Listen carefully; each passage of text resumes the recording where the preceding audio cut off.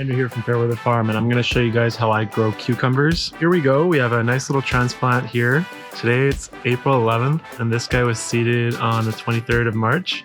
As you can see, it's beautiful, and you can see the roots on the root ball are very nice, well developed. It hasn't been root bound very long.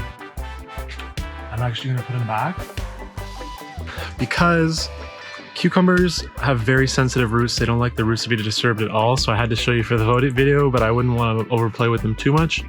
The thing is about cucumbers is that you want to plant this flush with the top of the soil.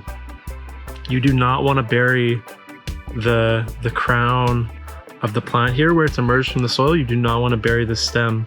So this has to be flush with the level of soil when you plant. The cucumber is in the Cucurbitaceae family, and they are attacked by the cucumber beetles, which is these little yellow and black striped beetles. So yellow sticky traps is great because they're attracted to yellow because the cucumber flowers are yellow.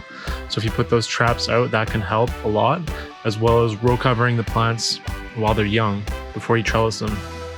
Cucumbers are heavy feeders, so you're going to have to fertilize them quite a lot, and you can reference fertility manual to calculate based on the surface area and the number of plants that you're doing, how much fertilizer you have to put.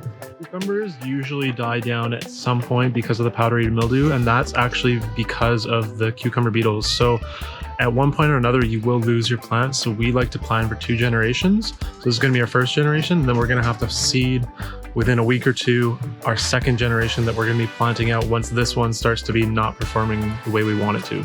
Compost is going to be really crucial for these cucumbers because of the extra nutrients that it's going to give as it decomposes.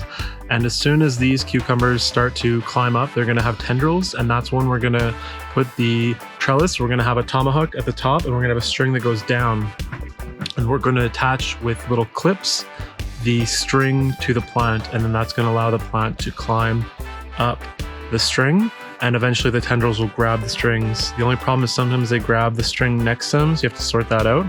We're only doing 100 foot of cucumbers in the greenhouse, and we're going to be doing more in the tunnels later on. So to get the most out of this, we're doing a 1 foot spacing with 2 rows, and instead of doing them offset, I'm going to be doing them on top of each other, and I'm going to go straight down. So I'm going to get in 50 foot bed 100 plants, and that way I'll get max production. And the thing is with cucumbers is since they're going to grow upwards, they're not going to really be in the way of each other, and they don't have a very big rooting system, so they shouldn't be competing with each other in that way too much either. All right guys, so let's go plant some cucumbers in the greenhouse.